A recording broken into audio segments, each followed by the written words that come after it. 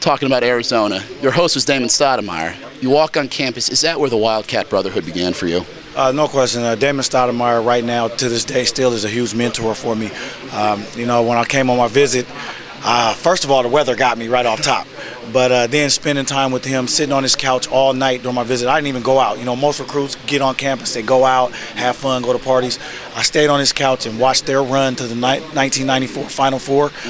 Unbelievable tape. And I said one day, not only are we going to go to the Final Four, but we're going to win it. The brotherhood for Point Guard U, which we like to call it, is strong. We still keep in contact with a lot of the guys, and I think that's what's unique about the University of Arizona. That takes us right into 1997, knocking off 3 number 1s en route to a national championship.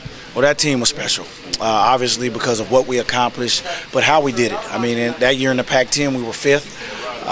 We had a lot of talent, but we just gelled together at the right time. Knocking off 3 number 1 seeds, it's never been done since. And so that was a huge accomplishment in itself. And then to be able to hoist that trophy up, to be the last team standing, March Madness, everybody knows what that means, and to be the first University of Arizona team to do that was huge, man. And it's something that I'll never forget. I'll always cherish it.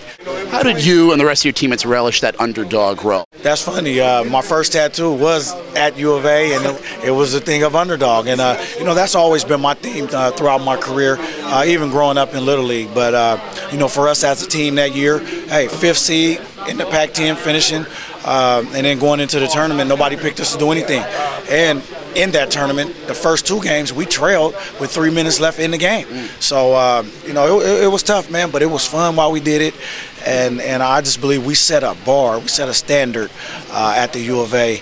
And I think, guys that come through that program, you walk through the hallways, you see our picture, you see Sean Elliott, Steve Kerr, all these guys' jerseys hanging up, Damon Stoudemire, Khalid Reeves, all these guys, Sean Rooks, the names go on and on.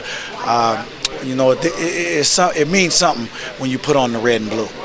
Now, in talking about setting a bar and talking about this current team, it would seem that Derek Williams is setting that bar, just living right up to it. Talk to me about what you've seen about this young man, this combo 3-4 player who's really setting the conference on fire with his play right now. Well, he reminds me a lot of 2 guys, the great late Brian Williams and Sean Elliott. The way he plays on the perimeter, he's quick, he has a great first step. Inside, he's fierce, he's strong, he's a tremendous rebounder.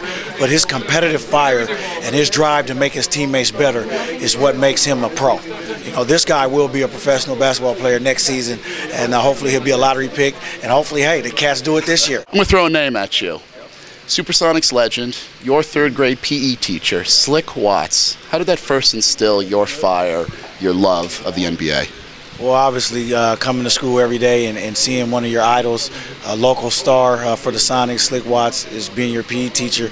It had a huge impact on me. I mean, every day we played basketball, so it was a dream come true, and I'll never forget it. And the reason why I wear the headband is for Slick. Anything he had left over from a game, he'd always bring, and we have contests. Guy who made the most free throws that day, you get his game-worn shoes autographed. You played for Coach Olson, but in talking about replacing greatness, it would seem that Coach Miller is up to the task right now. What are you seeing out of his coaching that has gotten your attention?